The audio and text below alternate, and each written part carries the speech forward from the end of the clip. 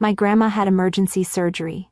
I called my parents, she's critical, please come. No one showed up. Dad John texted, you're already there, you'll take better care of her. Grandma didn't survive. A week later, at the funeral, the pastor read her last note. If John is here, do not. My name is Maria Schaffer. I'm 34 years old and I'm a hospice nurse in Pittsburgh. On January 16, 2025, at exactly 9:05 p.m., my grandmother Eleanor died after emergency surgery while I sat alone in the waiting room. I had called my parents 3 times. Neither of them came. 18 minutes after my first call, my father John texted me, you're already there. We'll come, if she actually dies. She did. A week later at her funeral, the pastor opened a sealed note my grandmother had left behind. The first line said, if John is here, do not let him speak for me. What my parents didn't know was that my grandmother had been preparing for that moment for a long time. And they definitely didn't know I'm a hospice nurse who documents everything, every timestamp, every missed call, every visitor log, every lie. If you've ever been abandoned by family, when someone you loved was dying, subscribe right now and comment what city you're watching from, because what I'm about to show you isn't just my story. It's a warning. Let me take you back to the beginning. The call came at 4:02 p.m. on a Thursday. I was finishing my shift at Three Rivers Hospice, sitting in the break room with a cup of coffee I hadn't touched yet. My phone rang. UPMC Presbyterian, ICU. I've been a hospice nurse for a long time. I've been a hospice nurse for 11 years. You learn to read the tone in someone's voice before they finish their sentence. The charge nurse transferred me to Dr. Lorna Fitzpatrick. She didn't waste time.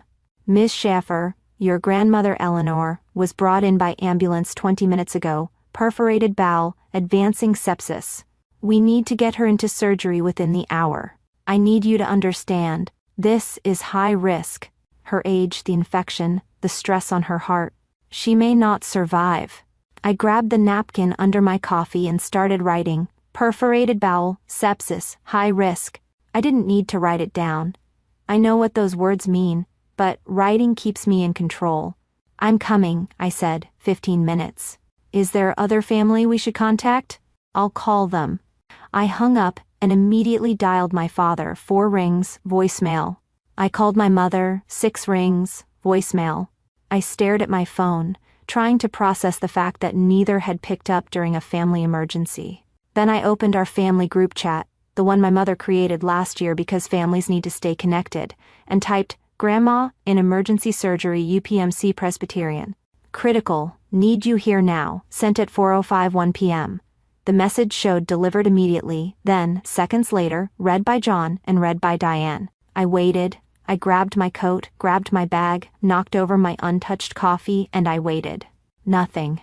I got in my car and drove. UPMC Presbyterian is 14 minutes from the hospice facility. I drove with my phone on the passenger seat, screen up, waiting for it to light up, anything. At 5:02 p.m., my phone buzzed, finally, but it wasn't a call, it was a text, from my father. You're already there, we'll come if she actually dies. I read it twice, then I read it again. A car honked behind me, the light had turned green, I drove, I parked in the garage, level 3, spot C29. I took a picture of the parking sign so I wouldn't forget where I'd parked, then I walked into the hospital, took the elevator to ICU and checked in. The nurse, Bethany, handed me visitor badge, a 1293. Are other family members coming? They said they were. I lied. I don't know why I lied. Maybe because admitting the truth that my father had just told me he'd only show up if his mother died was too humiliating. Bethany walked me to the ICU family waiting room, pale blue walls, 8 chairs, a vending machine, a window looking out over the parking lot. 9 other people were already there. An elderly man asleep, a woman knitting, 2 sons whispering. I sat in chair D7, facing the hallway to the OR. At 6:01 p.m., they took Eleanor into surgery. A nurse told me it could be 2 to 4 hours. I nodded. I pulled out my phone and texted my parents again. She's in surgery. Read at 6:04 p.m., no reply. Over the next 4 hours, I sent updates every 30 minutes like I was filing a police report. Still waiting, no news yet. Surgeon hasn't come out. Every message was read within minutes, not one got a response. At 7:03 p.m., a different nurse asked if my family was coming soon. I said, "They're on their way," another lie. At 8:15 p.m. Ian, I bought coffee from the vending machine 2.50, too hot. I burned my tongue but kept holding the cup because I needed something in my hands. An older woman next to me said, "How long have you been waiting?" "Almost 2 hours. Is your family with you?" I looked at her. I wanted to tell her the truth. Instead, I said, "They're coming." She smiled. Good. No one should wait alone. I walked back to my chair before I started crying. At 9 p.m., the shift changed. A nurse named Gregory checked the visitor log, then looked at me. "Still just you?" I nodded. "Do you need us to call anyone?" "No," I said. "They know." At 9:07 p.m., the OR doors swung open. Dr. Fitzpatrick walked out, still in her surgical cap, mask pulled down. I stood up. I've seen that face 100 times in my work. I know what it looks like when someone is about to tell you that the person you love is gone. She walked over. "Ms. Schaffer, I'm so sorry. We did everything we could, but her heart couldn't sustain the procedure. She arrested at 9:01 p.m. We were unable to resuscitate." I heard myself ask, was she in pain? She was under anesthesia the entire time. She didn't suffer. I nodded. I thanked her. I don't know why I thanked her. They let me see Eleanor in a small room off the ICU. She looked smaller than I remembered. Her hands were still warm. I stayed for 10 minutes. I sat next to her and whispered, "I'll protect you. I don't care what they say. I'll make sure people know who you really were." Then I walked out, sat on a bench near the elevators, and called my father. He picked up on the third ring. "Yeah, Dad? Grandma didn't make it. She died in surgery." Pause. 3 seconds. Then, "Okay, we'll handle arrangements tomorrow." I waited for more. Anything. But he didn't speak. "That's it," I said. My voice cracked. "That's all you're going to say?" "What do you want me to say, Maria? She's gone. I want you to say you're sorry you didn't come. I want you to ask if I'm okay." "You're fine," he said. "You work with dying people. This is what you do." Then he hung up. Call duration, 47 seconds. I took a screenshot. I called my mother next. She picked up on the second ring. I could hear the TV in the background. "Mom, Grandma's dead." Pause. "Oh, well, I suppose that's for the best." She was suffering. She wasn't suffering. She had a ruptured bowel. It was sudden. Still, at her age. "Are you coming to the hospital?" "What for?" "She's already gone, isn't she?" I didn't answer. "Your father will take care of the details," she said, and hung up. I sat on that bench for 20 minutes. Then, I drove home. I didn't cry. I didn't scream. I sat at my kitchen table and started making a list. The next morning my father called at 9 a.m. He'd chosen Kowalski Funeral Home and said I should handle the coordination since I was off work anyway. "I'm not off work, Dad. I took emergency leave." "Well, you're a nurse. You know how these things work. I'm a hospice nurse, not a funeral director." He sighed like I was being difficult. "Maria, just do it. We trust you." I met with Raymond Kowalski that afternoon. He was kind, early 60s, silver hair, soft voice. As I signed paperwork, he asked gently, "Will your parents be involved in planning?" I didn't know how to answer. "My father thinks I should do it because I work with dying people." Raymond set his pen down. "That's not the same as burying your own." Near the end, Raymond mentioned that Eleanor had prearranged some things 2 weeks prior. She'd chosen the casket, picked hymns, written instructions, and she'd left 2 sealed envelopes, one with Pastor Callahan at St. Agnes, one with her lawyer Gerald Pruitt. "Did she say what was in them?" He shook his head. "Just that they were only to be opened if certain people were present." Something cold settled in my chest. Over the next few days, I couldn't sleep. I kept replaying my father's text. "Will come if she actually dies." I kept thinking about how they never called the hospital, not once.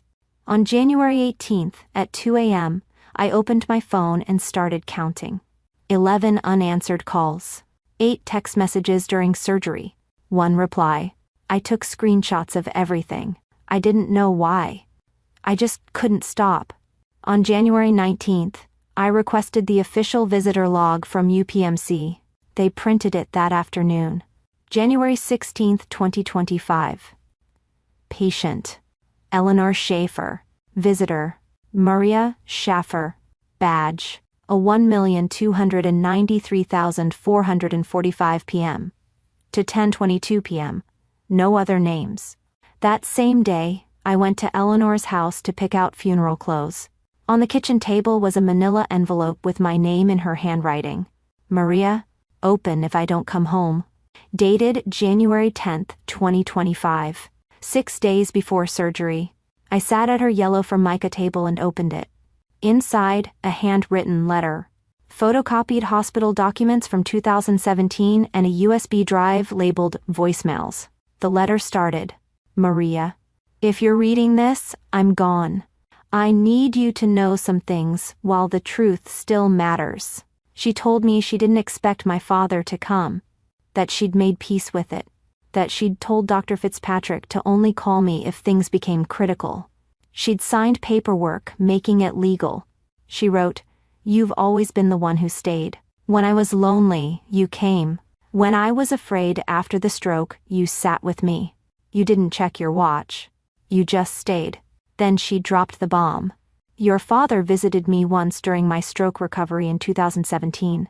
Once in 6 weeks, 15 minutes, and 12 of those were spent asking if I'd thought about selling the house. I kept the visitor log.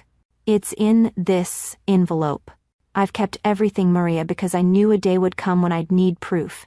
I looked at the photocopies.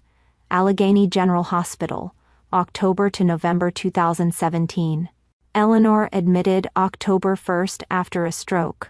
6 days acute care, 6 weeks rehab. Visitor logs: Maria Schaffer, 9 visits. John Schaffer, 1 visit, October 3rd, 11:04 to 11:19 a.m.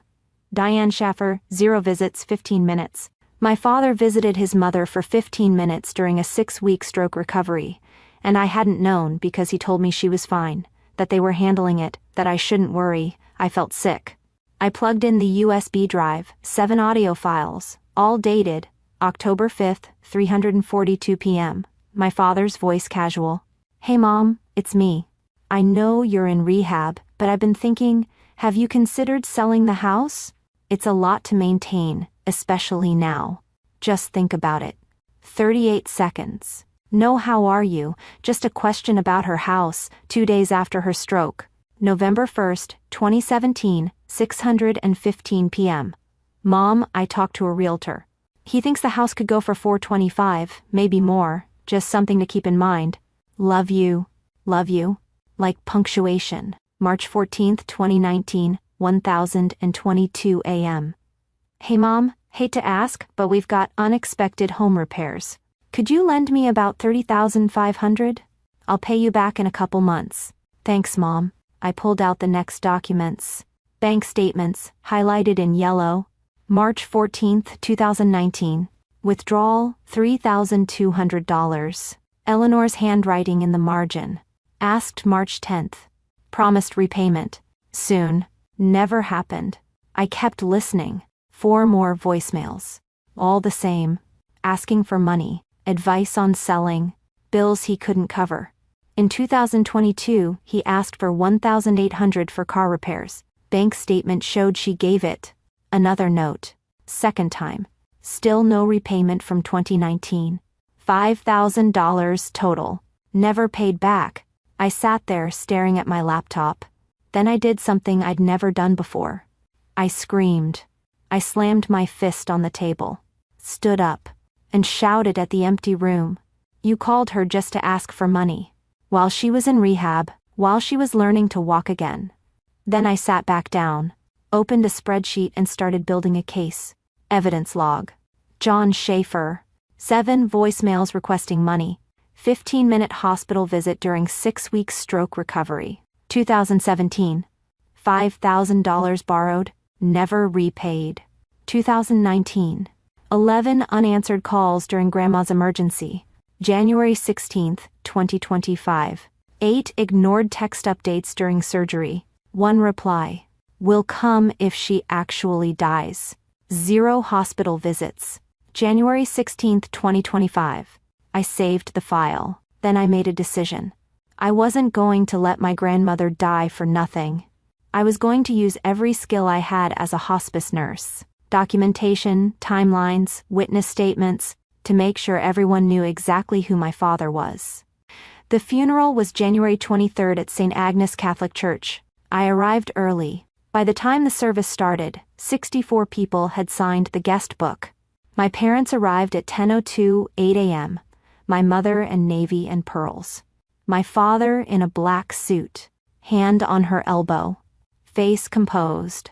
They sat in the front pew. I sat 3 rows back. Pastor Callahan delivered the eulogy. 8 minutes. He talked about Eleanor's faith, her garden, her devotion to family. My father wiped his eyes with a handkerchief. When the eulogy ended, Pastor Callahan paused. There is one more thing. He reached into the podium and pulled out an envelope sealed with red wax. Eleanor's handwriting on the front. Eleanor left this with me 6 days before her surgery. She asked that I open it only if certain people were present. He looked directly at my father. The envelope says, "If John is here, do not read this aloud. Give it to Maria privately." The room went silent. My father's face went white. My mother whispered, "What is that?" Pastor Callahan walked down and handed it to me. "She wanted you to have this. Alone." My father stood. "That's my mother's writing. I have a right." "Your mother's wishes were clear, John," Pastor Callahan said calmly. Then he walked back and continued the service. I stood, walked to the restroom, locked myself in a stall, and opened the envelope. 2-page letter, cream stationery blue ink. "Maria, if you're reading this, I'm gone," and John showed his face at my funeral. I knew he wouldn't come to the hospital. He never does. Not when it costs him something. In 2017, when I had the stroke, he visited once. 15 minutes. 12 of them asking about selling the house. I kept the log. I kept the bank statements from when he borrowed $3,200 in 2019 and $1,800 in 2022. I kept the call logs showing he phones once a month, always Sunday, always 6 minutes. I told Dr. Fitzpatrick to only call you if I became critical. I signed the paperwork. It's legal. I will not die waiting for him to care. You stayed, Maria. You always have. You are the daughter I needed. He is the son I raised, but not the son I deserved. The house is yours. The will is filed. Pastor Callahan has a copy. Gerald Pruitt has another. John will be angry. He'll say I was senile or you manipulated me. Let him. You have the logs, the statements, the voicemails. The truth is simple. He wanted what I owned, not who I was. Don't let him take that from you. Grandma Eleanor. I folded the letter, walked out, and got in my car. I sat there with the envelope in my lap, and for the first time since January 16th, I cried. Not from sadness, from rage, and from something else. Clarity. But there was one more thing Eleanor had left, something I hadn't found yet, and it was about to change everything. If you're the kind of person who's been taking care of aging parents or grandparents, hit the like button right now, because what comes next is going to make you check every piece of paperwork your family's ever signed. That evening, there was a gathering at Eleanor's house, tradition after a funeral. 22 people showed up. My parents arrived late. I stood in the living room at 3:30 p.m., holding Eleanor's letter. I have something Grandma wanted you all to know. My father stood. Maria, this isn't the time. Sit down, John. Pastor Callahan was near the fireplace. His voice was quiet but absolute. Eleanor asked for witnesses. Stay. My father sat. I read the letter aloud. Every word. I didn't editorialize. I just read. In 2017, he visited once. 15 minutes. 12 of them asking about selling the house. I kept the bank statements from when he borrowed $3,200 in 2019 and $1,800 in 2022. He is the son I raised, but not the son I deserved. When I finished, I folded the letter and looked at my father. His face was red. My mother stared at the floor. My Aunt Carolyn stood and left without a word. She was my mother, my father said, voice shaking. Then where were you when she was dying? I asked. Silence. You texted me. We'll come if she actually dies. Do you remember? We were busy. You were already there. Because she asked the hospital not to call you. Because you trained her to expect nothing. I pulled out my phone. She left the house to me. The will is filed. If you want to contest it, go ahead. I have 6 years of receipts to show a judge. My father grabbed his coat and walked out. My mother followed without looking at me. I stood in Eleanor's living room surrounded by people I barely knew and felt something I hadn't felt in a week. Relief. But it didn't last long. 3 days later, I got a call from Gerald Pruitt, Eleanor's lawyer. Maria, there's something you need to see. Eleanor left a second envelope with me. She said to give it to you 2 weeks after the funeral. I met him at his office the next morning. He handed me a smaller envelope. This one sealed with clear tape labeled Maria. Open January 30th, 2025. Inside was a handwritten note and a flash drive. The note said, Maria, if you're reading this, the funeral is over and you've read my first letter. Good. Now I need you to see what I recorded. This is the part John can never explain away. Watch it alone. Then decide what to do with it. I trust you, Grandma. I went home, plugged the flash drive into my laptop, and clicked the only file. Eleanor Confession _ January 8 _ 2025.mp 4. The video opened. Eleanor, sitting in her living room facing a camera on a tripod. She was wearing her reading glasses and a cardigan. The date stamp in the corner read January 8, 2025, 8 days before her surgery. She took a breath and began. Eleanor's video confession. Transcript. My name is Eleanor Grace Schaefer. I'm 78 years old. Today is January 8, 2025, and I'm recording this because I know I don't have much time left. Not because I'm sick, though my doctor says my heart isn't what it used to be, but because I've decided to stop pretending. I have a son, John. He's 52. And for 52 years I've told myself that he's a good man who's just busy, that he cares but doesn't know how to show it, that I'm asking too much. But I'm done lying. In 2017, I had a stroke. I spent 6 weeks in rehab learning to walk again.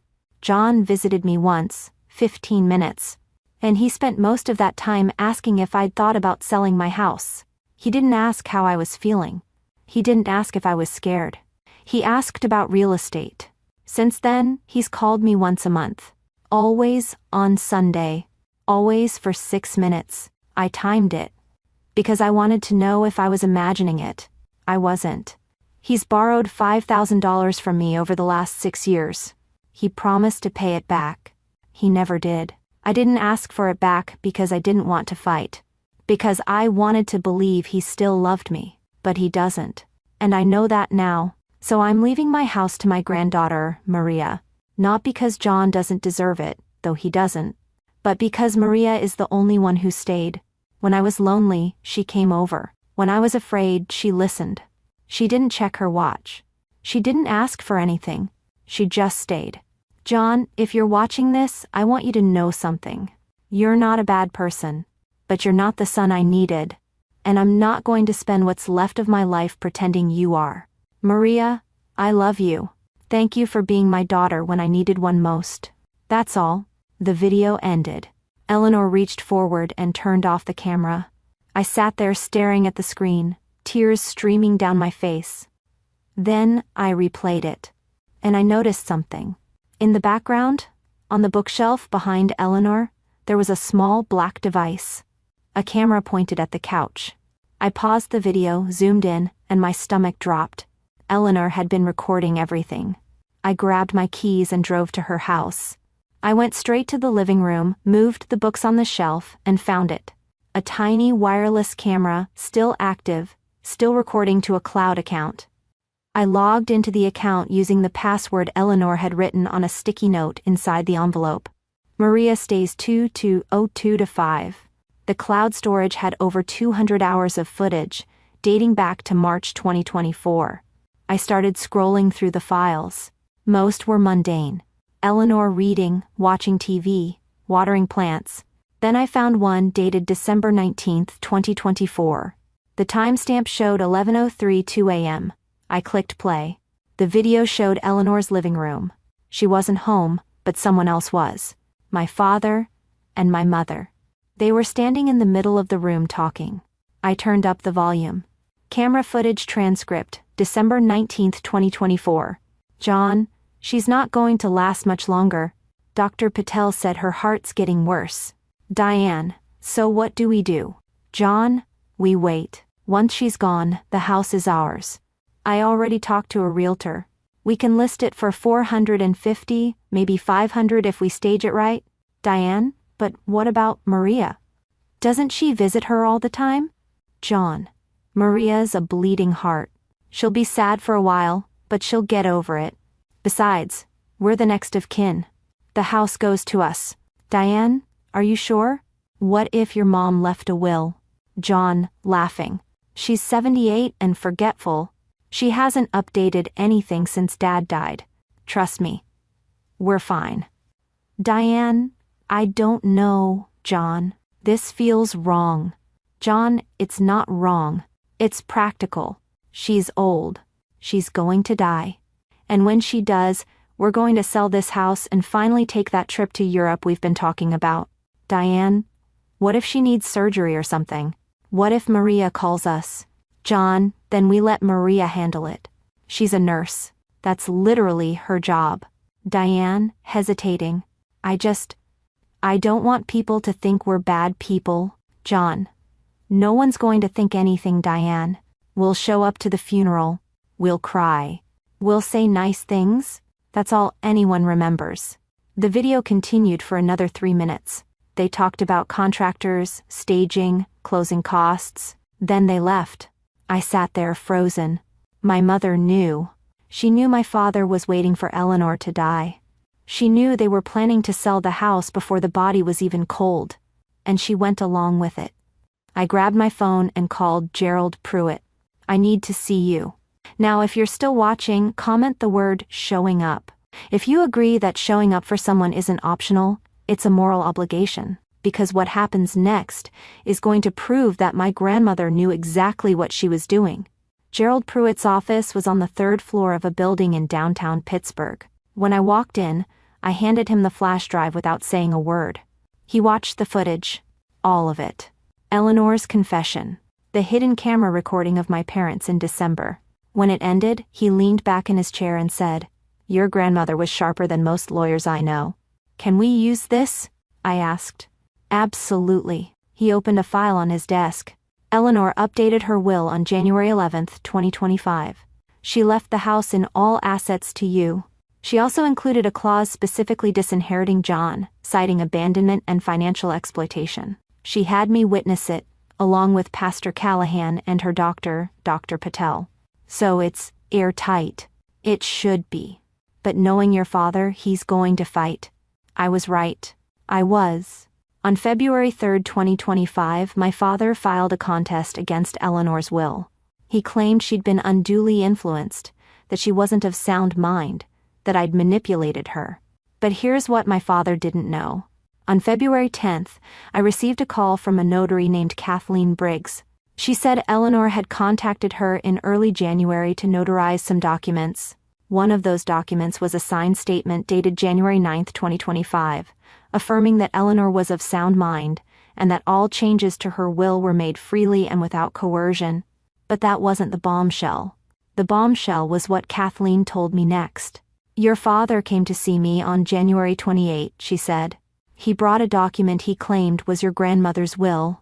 He wanted me to notarize it retroactively. Said it had been signed in 2023 but never properly witnessed." "What did the document say?" I asked.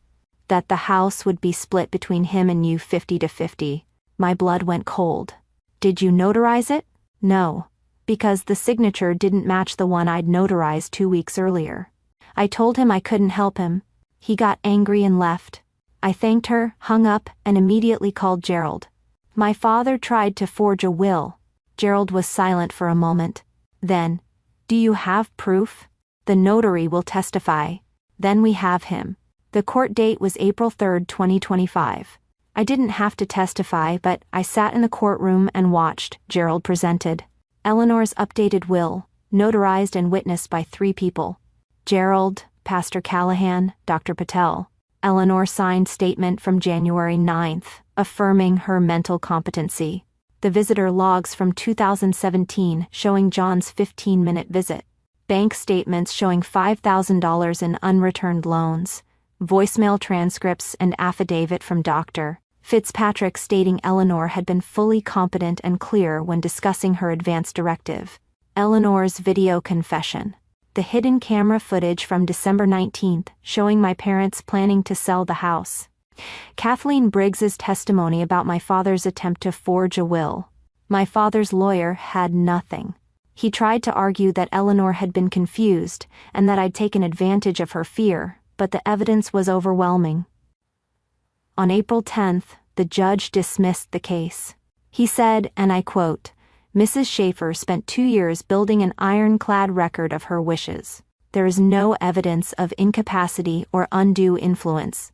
This case is without merit." My father stormed out of the courtroom.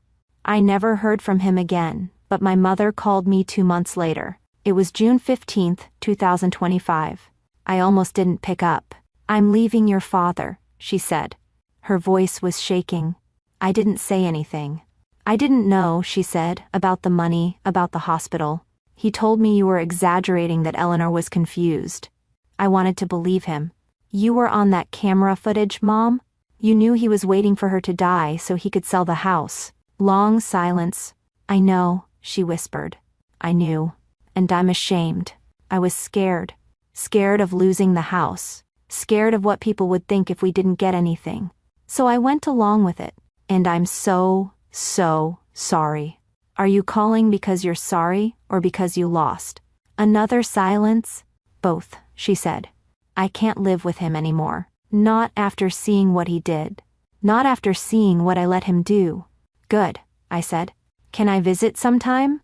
she asked. "I know I don't deserve it."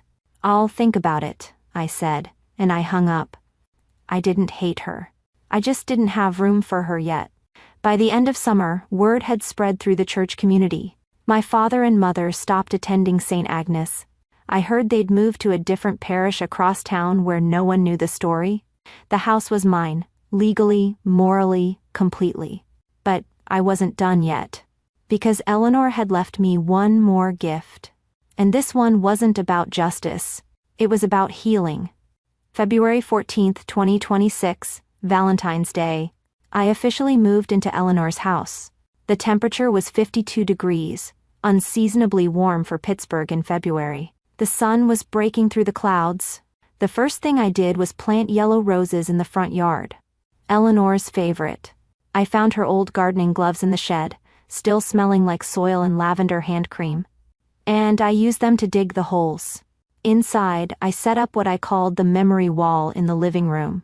Photos of Eleanor in her garden. Her at my college graduation. Her laughing at some joke I couldn't remember. And in the center, in a simple silver frame, I hung her advance directive. The one that said, "In the event of critical illness, surgery, or end-of-life care, only Maria Schaefer is authorized to be contacted and present. John Schaefer is explicitly excluded from notification." Beneath it, I placed a small plaque I'd had made.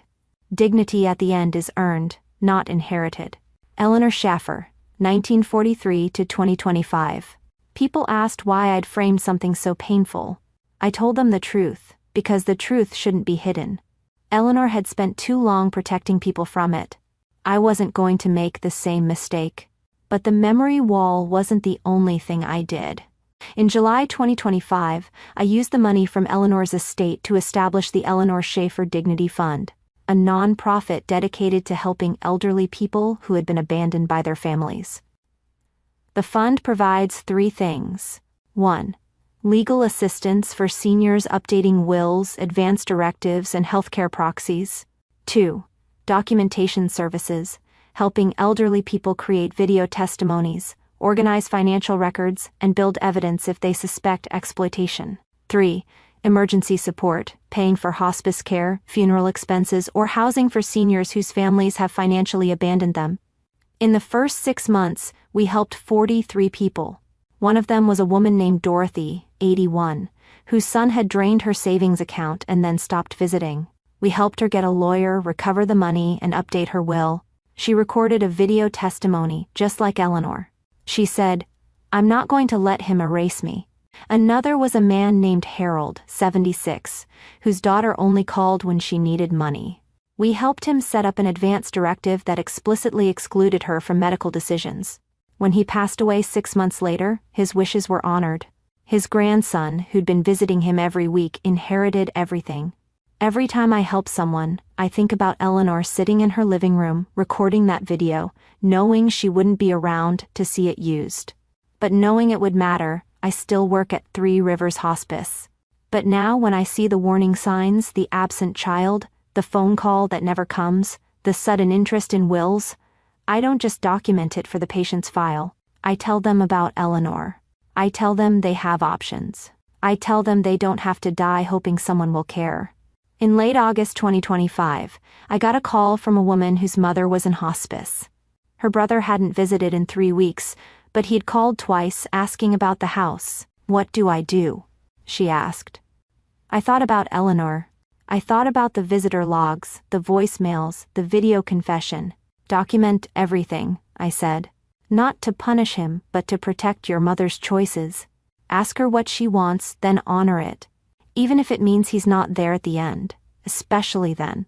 The call lasted 11 minutes.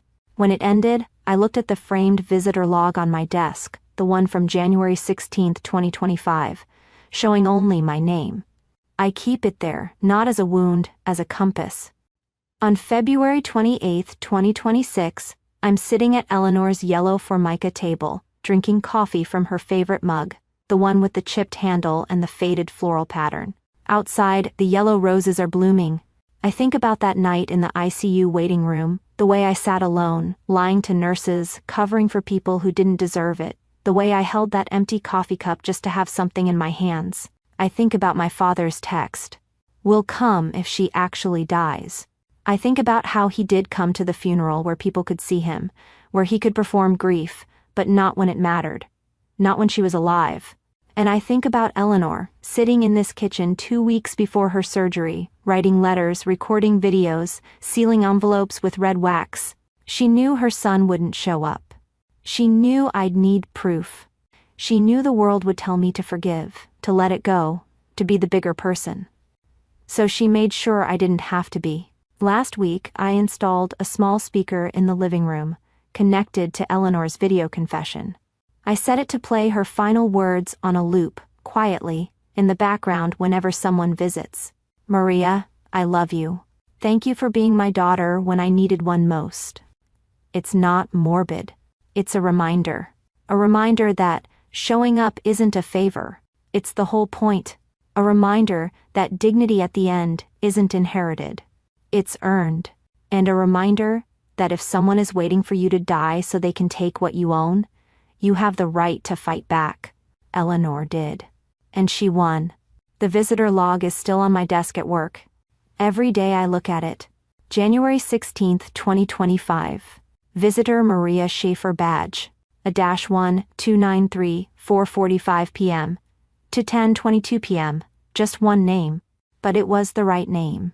Because at the end of a life, the only thing that matters is who stayed. And I stayed. If this story resonated with you, I need you to do something.